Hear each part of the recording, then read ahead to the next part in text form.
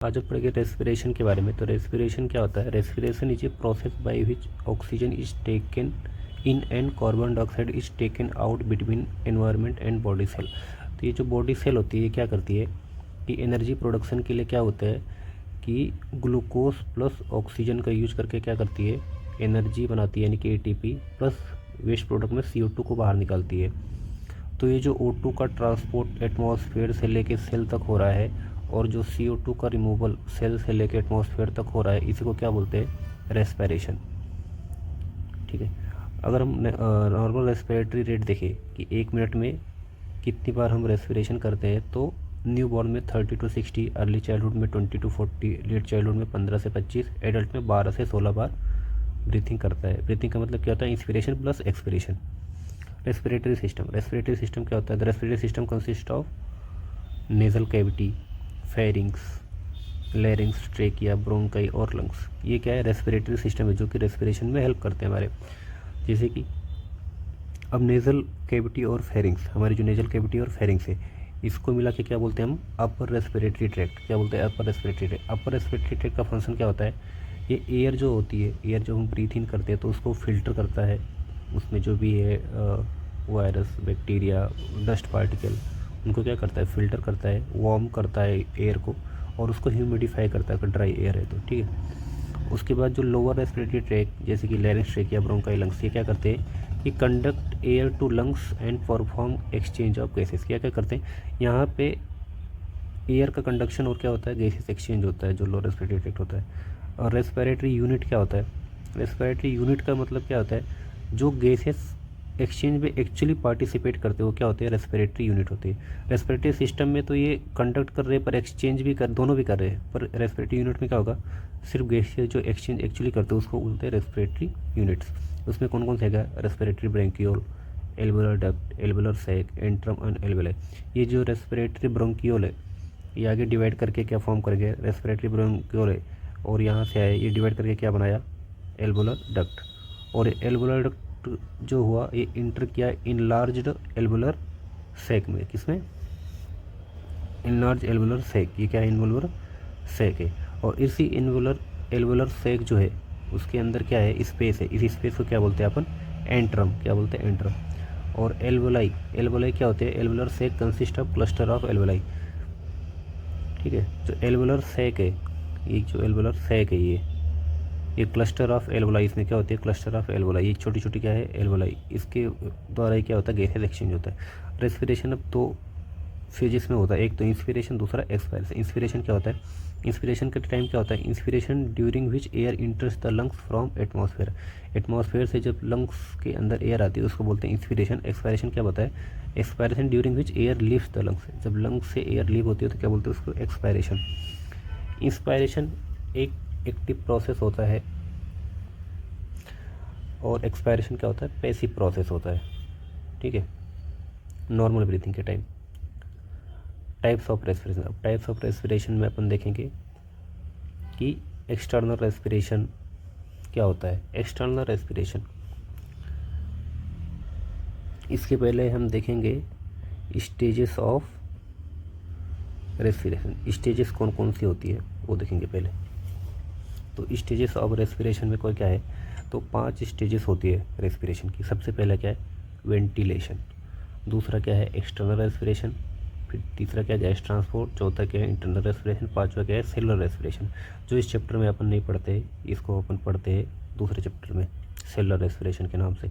Ventilation का मतलब क्या होता है? सिंपली एयर का इन और आउट होना, इसको क्या बोलते हैं? वेंटिलेशन। एक्सटर्नल रेस्पिरेशन का मतलब क्या होता है? जो एल्वोलाई और ब्लड कैपिलरी के बीच में O2 और CO2 का एक्सचेंज होता है उसको क्या बोलते हैं? External respiration. और जब यही एक्सचेंज सेल्स और कैपिलरी के बीच में हो तो उसको बोलेंगे इंटरनल रेस्पिरेशन। और इन दोनों एक्सचेंज के बीच क्या होता है? यहाँ से यहाँ तक CO2 का क्या होता है? ट्रांसपोर्ट। और यहाँ से क्या होता है? O2 का ट्रांसपोर्ट। तो ये जो ट्रांसपोर्ट है इसको करने के लिए क्या होता है? गैस का ट्रांसपोर्ट। इसको बोलते हैं कार्डियो रेस्पिरेटरी सिस्टम। ठीक। तो ये हो गई स्टेजेस ऑफ रेस्पिरेशन। और सेलुलर रेस्पिरेशन में क्या होता है? ये जो यहाँ पे सेल को जो O2 मिली है तो वो O2 कहाँ जाएगी? माइटोकॉन्ड्रिया में। माइटोकॉन्ड्रिया में O2 प्लस ग्लूकोज मिलके क्या बनाएंगे? ATP। ठीक है। अब अपन बात करेंगे एक्सटर्नल रेस्पिरेशन की। हाँ, एक्सटर्नल रेस्पिरेशन क्या आता है? External process of gas exchange between environment and blood stream. It involve breathing in oxygen and exhaling carbon dioxide out. ठीक है, this occurs in lungs where oxygen diffuses from alveoli into the blood and CO2 diffuses from blood into alveoli. अब क्या होता है, ये oxygen कहाँ जाता है? सेल में, और CO2 कहाँ जाता है? सेल से, ये क्या होता है? This occurs in the lungs where oxygen diffuses from the alveoli into blood and carbon dioxide diffusion from blood into alveoli.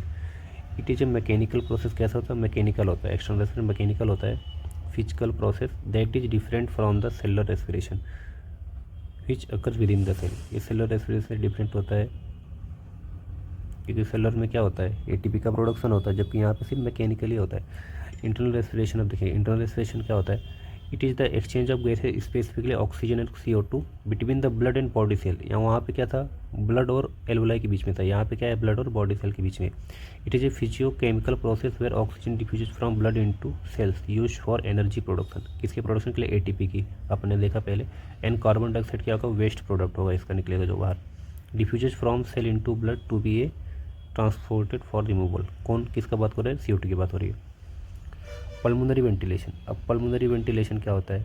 इसको बोलते हैं ब्रीथिंग मैकेनिज्म। पल्मोनरी वेंटिलेशन क्या बोलते हैं? Breathing mechanism. पल्मोनरी मतलब लंग्स का वेंटिलेशन का मतलब क्या होता है? It is a mechanical process of breathing which moves air into and out of lungs to facilitate gaseous exchange. इसमें क्या होता है पल्मोनरी वेंटिलेशन में कि एयर का क्या होता है? इन और आउट होता है, और वही जो एयर का इन और आउट होता है वही गैसेस एक्सचेंज में फैसिलिटेट करता है। This is achieved by contraction relaxation of respiratory muscle, primarily diaphragm, intercostal muscle, which alter the volume and pressure of chest activity. अब अपन देखेंगे इंस्पिरेशन और एक्सपायरेशन का मैकेनिज्म क्या है। तो सबसे पहले अपन देखते हैं इंस्पिरेशन कैसे होता है। तो इंस्पिरेशन का मतलब कैसे? Air in. तो सबसे पहले क्या होता है? एयर इन नहीं होती, सबसे पहले क्या होता है? प्रेशर क्या होता है? फॉल होता है। तो प्रेशर कैसे फॉल होता है? तो उसके लिए सबसे पहले क्या होता है? जो डायफ्राम का मसल से क्या होती है? डायफ्राम की मसल से, ये हमारी डायफ्राम की मसल क्या होती है? कॉन्ट्रैक्ट होती है। डायफ्राम की मसल जैसे कॉन्ट्रैक्ट होती है तो चेस्ट मूव अपवर्ड हो जाता है, और एक्सटर्नल इंटरनल कोस्टल मसल भी कॉन्ट्रैक्ट होती है। तो ये दोनों मिलके क्या होता है? वॉल्यूम ऑफ थोरेसिक कैविटी बढ़ जाता है। वॉल्यूम ऑफ थोरेसिक कैविटी बढ़ा, ठीक है। तो प्रेशर इनसाइड लंग्स क्या हुआ? डिक्रीज। प्रेशर डिक्रीज हुआ, बाहर का प्रेशर ज़्यादा है। बाहर का ऑक्सीजन का प्रेशर अगर हम देखना चाहें तो बाहर का एटमॉस्फेयर प्रेशर 159 है, जबकि एल्वोलाई का ऑक्सीजन का प्रेशर कितना है? 104। तो एयर क्या आ जाएगी? अंदर। इनहेलेशन ऑफ एयर होगा, तब तक होगा जब तक कि क्या होगा? इंट्रापल्मोनरी प्रेशर और एटमॉस्फेरिक प्रेशर इक्वल ना हो जाए। अगर एक्सपायरेशन की बात करें तो एक्सपायरेशन में क्या होता है? डायफ्राम एंड चेस्ट रिलैक्स होगा, और एक्सटर्नल इंटरकोस्टल मसल रिलैक्स होगा। चेस्ट क्या करेगा? डाउनवर्ड मूव करेगा, और तो वॉल्यूम ऑफ थोरेसिक कैविटी क्या हो जाएगा? वॉल्यूम कम हो जाएगा तो प्रेशर क्या होगा? इसके अंदर बढ़ जाएगा। वॉल्यूम कम होगा तो अगर इतना था वॉल्यूम इतना हो गया तो प्रेशर क्या हो जाएगा? बढ़ जाएगा। प्रेशर बढ़ जाएगा लंग्स के अंदर तो क्या होगा? एक्सहेलेशन ऑफ एयर हो जाएगा। कब तक होगा एक्सहेलेशन? जबकि इंट्रापल्मोनरी प्रेशर और एटमॉस्फेरिक प्रेशर बराबर ना हो जाए। अब ये देखेंगे एक्सहेलेशन में क्या होता है? CO2 अगर प्रेशर देखें तो लंग्स में कितना होता है? 40 mmHg, जबकि एटमॉस्फेरिक में देखें तो 0.3 mmHg होता है। तो यहाँ पे प्रेशर ज़्यादा है, यहाँ पे कम, तो इसका क्या हो जाएगा? CO2 का बाहर निकल जाएगा। ठीक है, स्टेज ऑफ रेस्पिरेशन अपने देख ही लिया कितनी स्टेज होती है, तो 5 होती है। Ventilation, external respiration, gas transport और इंटरनल रेस्पिरेशन। उसके बाद रेगुलेशन ऑफ रेस्पिरेशन कौन कौन करता है? तो सबसे पहले न्यूरल रेगुलेशन देखेंगे। न्यूरल में कौन कौन करता है? पोन्स और मेडुला ओब्लांगेटा, ठीक है। और केमिकल रेगुलेशन ऑफ रेस्पिरेशन कौन करता है? H2 and CO2। एक्चुअली क्या होता है? जब ब्लड में H2 और CO2 की कंसनट्रेशन बढ़ जाती है तो जो मेडुला ओब्लांगेटा होता है, मेडुला हमारा जो होता है वो सेंसिटिव होता है H प्लस और CO2 के लिए। तो वो क्या करता है कि इंक्रीज इन H+ CO2 जैसे ही बढ़ता है वो क्या करता है? ब्रीथिंग रेट को क्या करता है? बढ़ा देता है, ताकि ज़्यादा से ज़्यादा ऑक्सीजन क्या करे? बॉडी से मिल सके। Thank you.